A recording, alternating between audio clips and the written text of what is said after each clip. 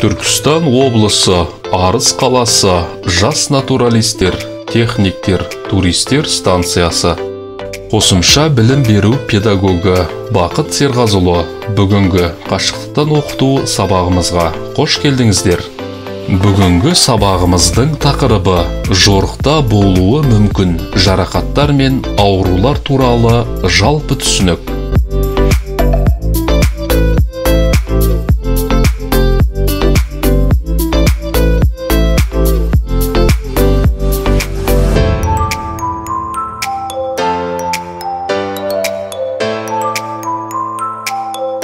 Сабағымыздың мақсаты жорықта болуы мүмкін жарақаттар мен аурулар туралы жан-жақты мәлімет беру. Сабағымыздың барысы саяхат, серуен, жорықта алғашқы медициналық көмек көрсете білудің маңызы. Жорық кезіндегі жедел респираторлық аурулар жөніндегі жалпы түсінік.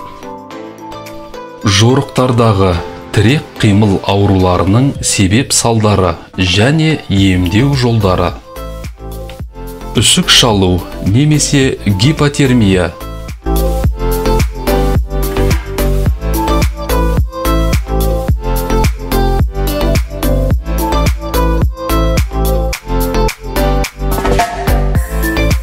Медициналық білім болмаған жағдайда алғашқы медициналық көмек көрсету үшін ең алдымен қарапайым медициналық білім мен ақыл-ой қажет болады. Әйтпесе, тіпті ең жақсы алғашқы көмек жинағы пайдасыз жүк болып қала береді. Жорықта топ мүшелерінің бірі ауырып қалса, жағдайды түсінуге тырысып, жедел респираторлық аурулардың жалпы белгілері. Әлсіздік, қалтырау, терлеу,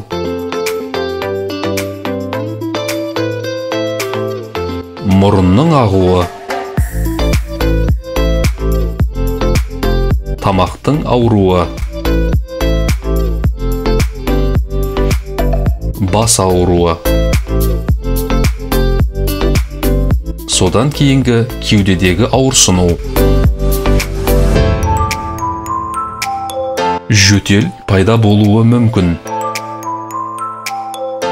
Мұндай жағдайда не істеу керек? Ең алдымен науқасқа құрғақ киім мен жылы киімде болуын қамтамасыз етеміз. Жеңіл жағдайда фолиамин таблеткасы денсаулықты жақсарта алады. Қажет болмаса, науқаспен тығыз байланыста болмауға тырысамыз. Өйткені кейбір тыныс жолдарының инфекциясы науқастан сау адамға өтеді. Дәрі дәрмекпен емделу туралы бірер сөз. Жұтқыншақтың жедел қабыну құбылыстарында танзилит немесе фарингит ауруы кезінде дәрі қобдишасындағы антисептиктердің бірімен шаю көмектеседі.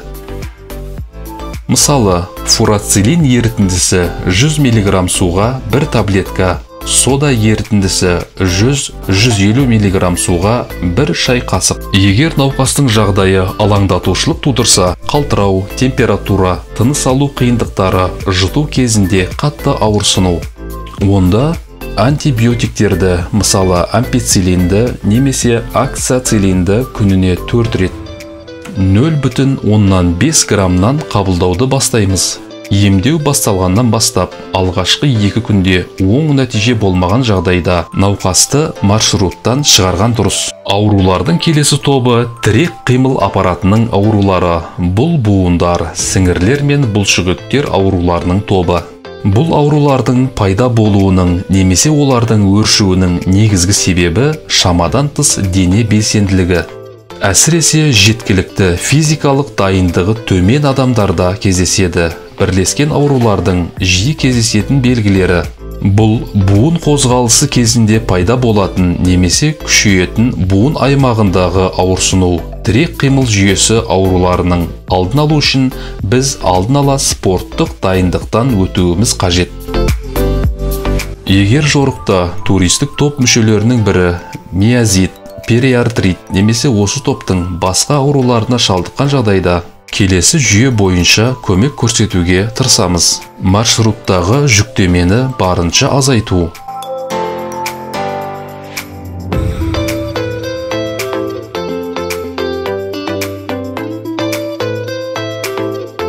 Ауру буынды және оған бекітілген бұлшықеттерді фенолгон немесе фастум гель сияқты жақпа майын жағу.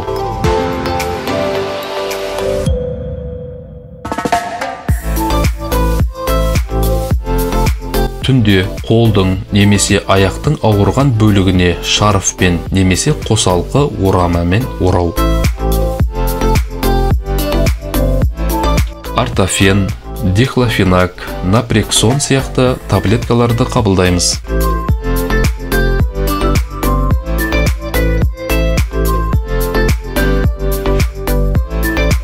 Үсік шалу дененің жалпы гипотермиясы. Бұл бүкіл ағзаға төмен температураның әсерінен оның негізгі өмірлік функцияларының тежелуі. Жорық мүшелеріне суық ауа райында ауа температурасының тым төмендеп кеткен жағдайда үсік шалу қаупі туады. Мұндай жағдайда үсік шалған аймақты алдымен қызу пайда болады. Ауырсынып, одан кейін ауырсыну мен сезімталдық қасиеті жоғалуын байқалады. Бұл аймақтағы тері бозарып кетеді. Тіндердің қатуы байқалады. Егер тіндердің қатуы үстірт болса, онда олардың өміршеңдігін толығымен қалпына келтіруге болады. Тіндердің терең қатуымен олардың қайтымсыз процестер жүреді, және олардың өміршеңдігін қалпына келтіру мүмкін болмайды. Алайда некроздың тереңдігі мен ауданы көбінесе алғашқы медициналық көмектің дұрыстығына байланысты болады. Үсік шалу немесе гипотермия келесі кезеңдерден тұрады. Қоршаған ортаның төмен температурасы.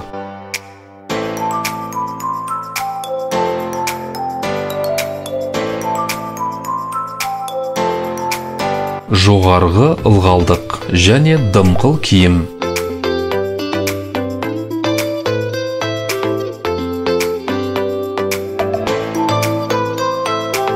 Екпінді жел.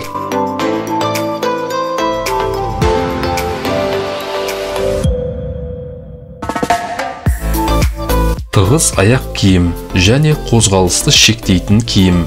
Жылу қорғайтын ауа ағынын азайтып қана қоймайды, сонымен қатар дененің кейбір бөліктерінде қан айналымын қиындатады.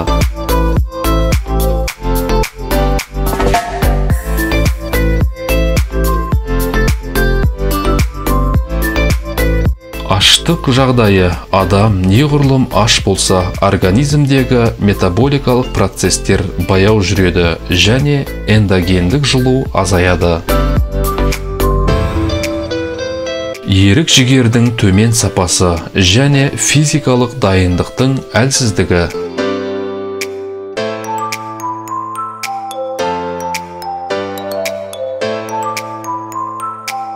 Алкогольді қабылдау. Статистика. Адам өліміне аяқталған үсік шалу мен тоңудың басым бөлігі мас күйінде болғандығынан айқын көрсетіп отыр. Бүгінгі сабағымызды қорытындылай келе, туристік серуендер мен экскурсиялар маусымнан тыс кезеңдерде ауа райына байланысты серуендеу қиын болған кезде дайындық жұмыстарын ұйымдастыру үшін пайдалануға болады. Әрбір топ мүшесі серуендеу, туристік жорық, экскурсия, экспедиция кезіндегі қауіпсіздік талаптарын сақтауға, топ жетекшісінің нұсқаулықтарын орындауға міндетті.